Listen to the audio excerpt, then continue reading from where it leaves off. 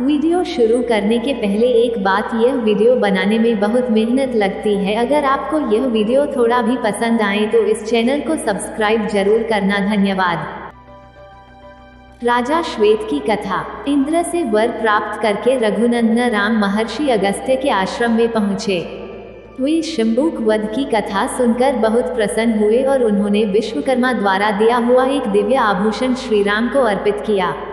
वो आभूषण सूर्य के समान दीप्तिमान, दिव्य, विचित्र तथा अद्भुत था। उसे देखकर श्री राम ने महर्षि अगस्त्य से पूछा, मुनिवर, विश्वकर्मा का यह अद्भुत आभूषण आपके पास कहाँ से आया? जब यह आभूषण इतना विचित्र है तो इसकी कथा भी विचित्र ही होगी। यह जानने का मेरे मन में कौतूहल हो रहा है। श्री राम की जिज्ञासा और कौतूहल को शांत करने के लिए महर्षि ने कहा, प्राचीन काल में एक बहुत विस्तृत वन था जो चारों ओर 100 योजन तक फैला हुआ था, परंतु उस वन में कोई प्राणी, पशु, पक्षी तक भी नहीं रहता था। उसमें एक मनोहर सरोवर भी था। उस स्थान को पूर्णतया एकांत पाकर मैं वहां तपस्या करने के लिए चला गया था। सरोवर के चारों ओर चक्कर लगाने पर मुझे एक पुराना विचित्र आश्रम दिखाई दिया। उसमें एक भी तपस्वी नहीं था। मैंने रात्रि वहीं विश्राम किया। जब मैं प्रातःकाल स्नानादि के लिए सरोवर की ओर जाने लगा तो मुझे सरोवर के तट पर हृष्टपुष्ट निर्मल शव दिखाई दिया। मैं आश्चर्य से वहां बैठकर उस शव के विषय में विचार करने लगा। थोड़ी देर पश्चात वहां एक दिव्य विमान उतरा जिस पर एक सुंदर देवता विराजमान था। उसके चारों ओर सुंदर वस्त्राभूषणों से अलंकृत अनेक अप्सराएं बैठी थीं। उनमें से कुछ उन पर चंवर डुला रही थीं।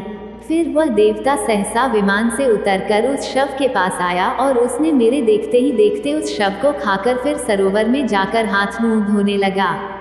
जब वह पुनः विमान पर चढ़ने लगा तो मैंने उसे रोककर पूछा कि ये तेजस्वी पुरुष, कहाँ आपका यह देवों में सौम्य रूप और कहाँ यह घृणित आहार?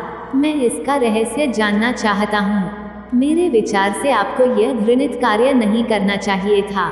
मेरी बात सुनकर वह दिव्य पुरुष बोला कि मेरे महायशस्वी पिता विदर्भ देश के पराक्रमी राजा थे। उनका नाम सुदेव था। उनकी 2 पत्नियां थीं जिनसे 2 पुत्र उत्पन्न हुए। एक का नाम था श्वेत और दूसरे का सुरथ। मैं श्वेत हूँ। पिता की मृत्यु के बाद मैं राजा बना और धर्मानुकूल राज्य करने लगा। एक दिन मुझे अपनी मृत्यु की तिथि का पता चल गया और मैं सुरथ को राज्य देकर इसी वन में तपस्या करने के लिए चला आया। दीर्घकाल तक तपस्या करके मैं ब्रह्मलोक को प्राप्त हुआ, परंतु अपनी भूख प्यास पर विजय प्राप्त न कर सका।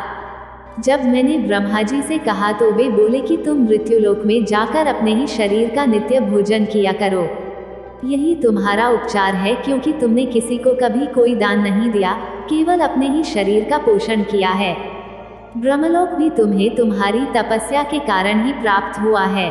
जब कभी महर्षि अगस्त्य उस वन में पधारेंगे तभी तुम्हें भूख प्यास से छुटकारा मिल जाएगा।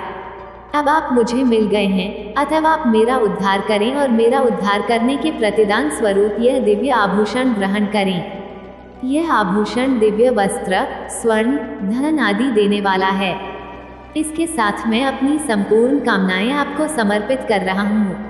मेरे आभूषण लेते ही राजर्षि श्वेत पुनर्तः तृप्त होकर स्वर्ग को प्राप्त हुए और वह शव भी लुप्त हो गया।